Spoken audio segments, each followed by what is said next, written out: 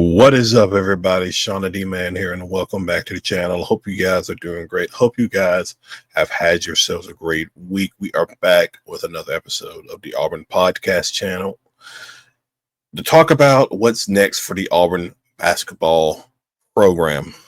We have had a couple of days to kind of decompress, take a look back at the season as a whole. Obviously, Monday night, Florida won the national title. Still painful, but other than that, what's next? So that is some discussion, and it is a little bit annoying because obviously the transfer portal opened while Auburn was in the midst of playing for, the Final Four, and so Bruce and company weren't really able to recruit as much as they could because of them also having a game plan for Florida for the Final Four in San Antonio. And because of it, Auburn probably missed out on a couple of guys that they really wanted. One of them was Flory Benunga, who Auburn obviously had tried to pursue before in high school recruiting, but he committed to Kansas, and then he entered the portal. But I guess him and Kansas struck a deal, which typically means he's getting his money to go back to Kansas. Now, Kansas was in the midst of losing like a lot of people, and so they needed to look good. I don't know if he was a starter most of the season, so but he'll more likely be a starter going forward. Into the 2025-2026 season. The next one was Yaxel Lindaha. I can't pronounce his last name, who was out of UAB. He ends up going to Michigan. Oh, that's interesting. And those are really the only names that I another one that I think Daryl Dappers talked about on the Barn this past Sunday with Charlie Five and Zach Blackerby was this Arizona State transfer, Jaden Quintasanis, or so however you want to pronounce it. He went into the portal, I want to say Monday. I think he did. But then he committed to Kentucky, and so I was like, "Oh, okay, that's okay." So Auburn, they're missing out on some people. Now they had pretty much a lot of time to just primarily do Zoom calls with everybody. The only one that got out of the portal, obviously, was Keyshawn Hall, who actually traveled to San Antonio for the Final Four to support the men's basketball program. But there is a lot of work that needs to be done, for sure, because it's going to be interesting. Let me see what Auburn, because obviously Tahad Pettifer, he announced Monday, I believe, that, let me try to pull up, that he was going to test. He's basically testing the NBA waters.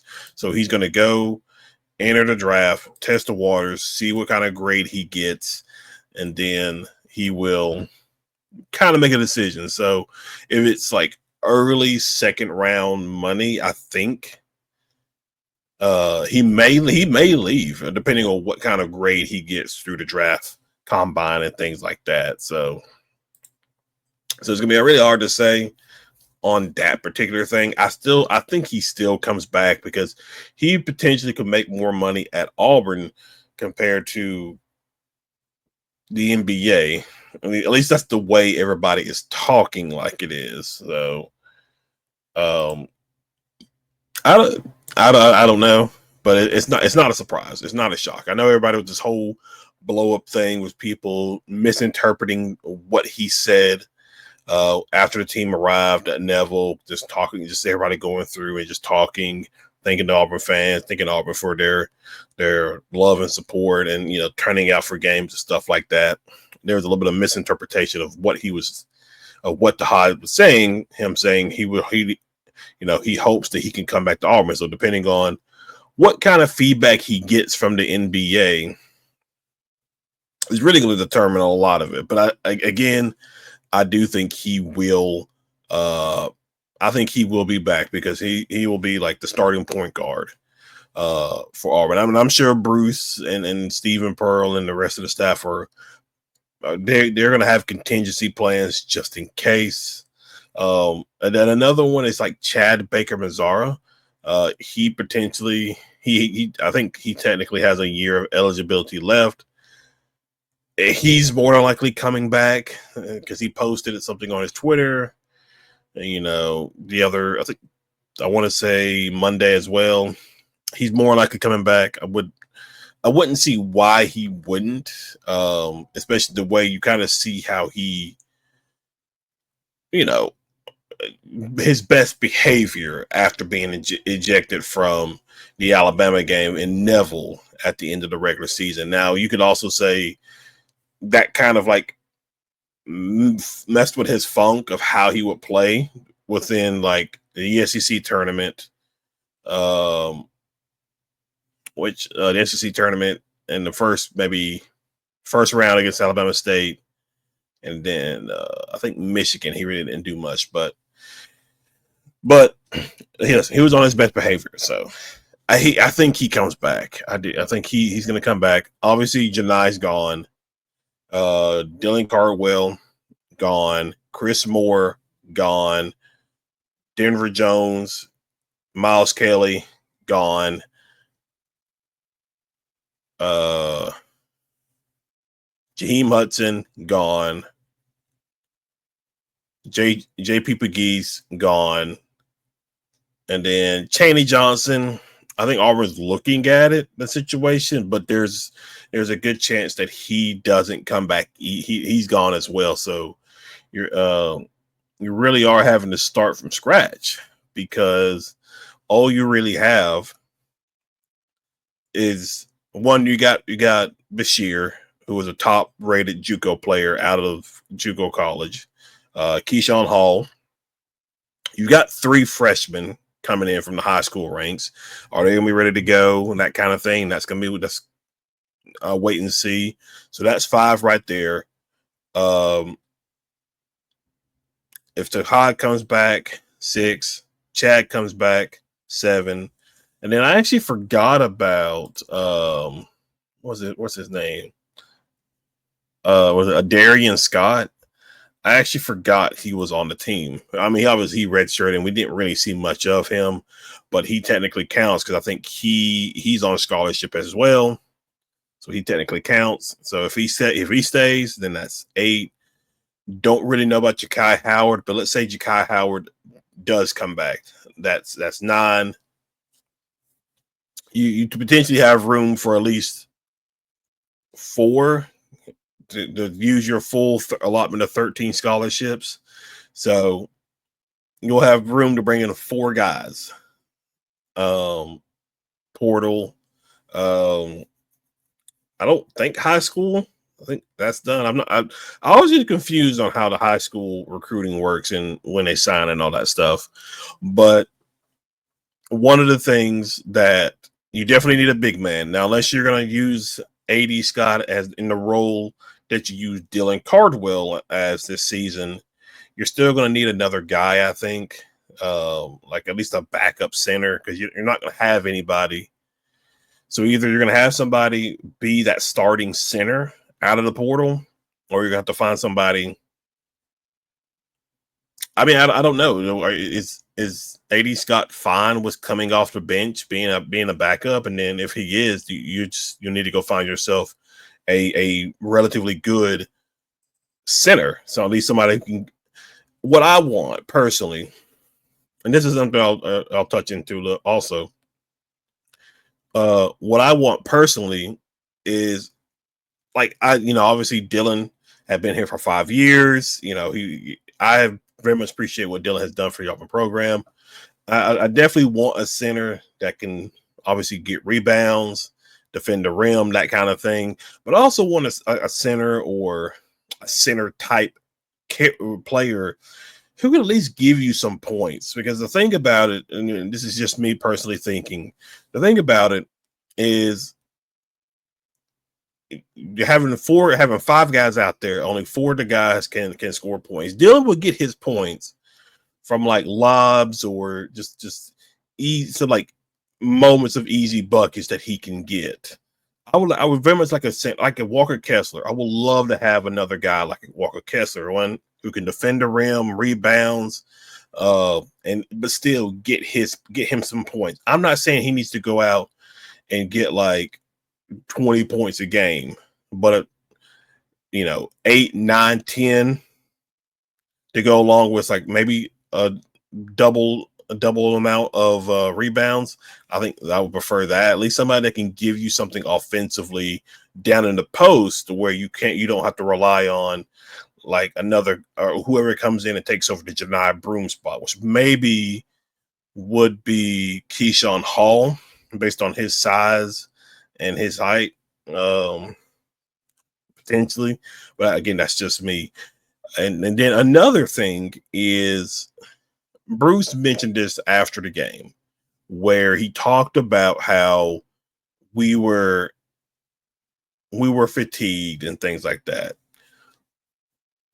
And Bruce, as the season went on,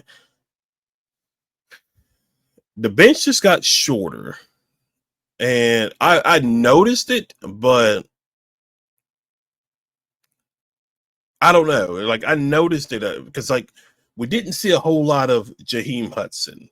We didn't see a whole lot of Ja'Kai Howard. Now, Ja'Kai Howard obviously has had his issues throughout the season. That's why I'm not sure whether or not what the plan is for him, at least for him. And then obviously JP Pegues really gave you nothing. And so that was just a waste of a spot. So you really just had typically Bruce runs like what? At least 9, maybe 10 guys, depending on the season.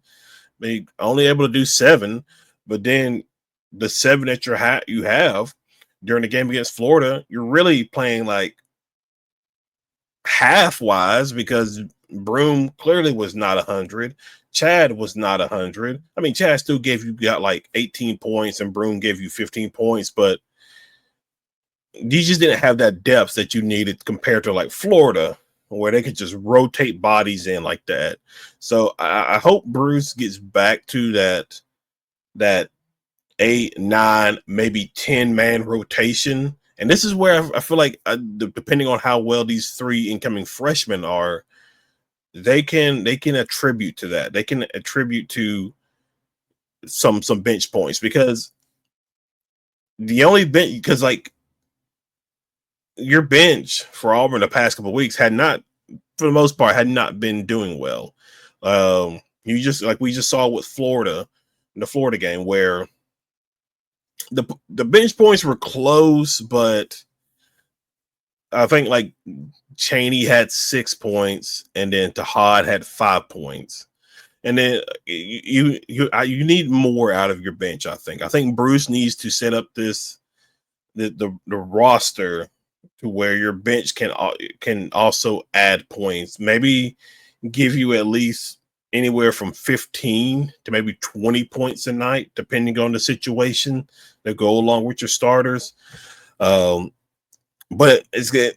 A lot of it is going to be NIL, and hopefully the Auburn program, the Auburn basketball program, is going to get an influx of NIL contribution, especially making it to your second Final Four in program history. And within the last like 5-6 years, hopefully Bruce gets enough money to attract players. Because I'm not saying Auburn is broke. That's not what I'm saying. But you definitely have to probably flush out some money to fill out these roster spots. And hopefully you can get guys who are fine with just being backups, just being role players. So I don't know. I know I think we still got a while. I think that I don't remember. I thought this was like a dead period. This may still be a dead period until Thursday, until tomorrow, the 10th, and then the final day I think for you to be in the portal is April 22nd, and so there's going to be a lot of guys probably, you know, jump into the portal, potentially declaring for the NBA while also making sure they have their eligibility for college and stuff like that. So if also right now looking at a whole, let's just say things go Auburn's way, get Tahad, Chad, you got Keyshawn Hall, Bashir, AD Scott, that's 5, Shakai, your 3 freshmen. Yeah, that's 9. And then you have potentially room to add 4 players. Now, obviously, Bruce, like I said it multiple times, Bruce sometimes doesn't. He always keeps like 1 extra scholarship for like a walk on or something like that. So let's just say he does that. You'll have room to bring in at least 3 players, probably like a big man to go alongside AD Scott, and then probably because I think your starting 5 would be Tahad, Chad, Keyshawn Hall, a transferred big man to fill the Dylan Cardwell role.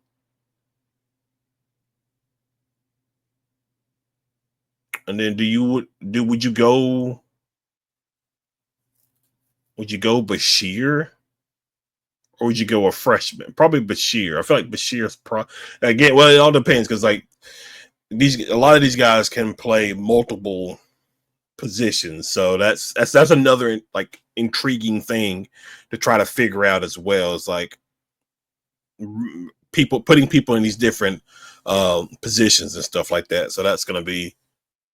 So I think you need another big man for sure. So like a center or just another forward, a large forward type to complement Keyshawn Hall, and Scott. If those are going to be your 2 guys, that's going to be like in the post or something like that. A backup point guard, because I think the 2 freshmen you got coming in are combo guards, but I think was it Magwood? He would maybe be the backup point guard. Or would you go with a guy who's who has who's a senior, doesn't have eligibility, and is fine with being like a backup point guard coming off the bench? You know what I mean? You could probably find one like that. And then it just depends. Like I don't know. There is some room. Again, this is still kind of fluid, so we don't really know for sure. But it is going to be a couple of interesting weeks here on out until this roster is complete. Because I think, let me see if I can find. Because Auburn's 2025-2026 schedule is almost complete. I think they got a few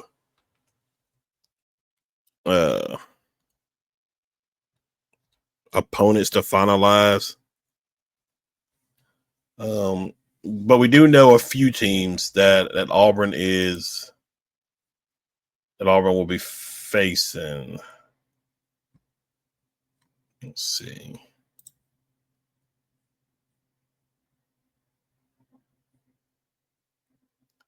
I saw it somewhere. I know I saw it before. Oh, so they're doing this this one tournament in, I believe it's Las Vegas. Let's see.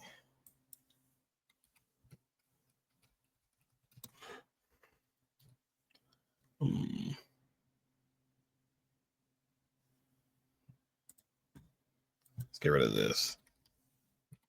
Let me try it this way. I know I saw it somewhere.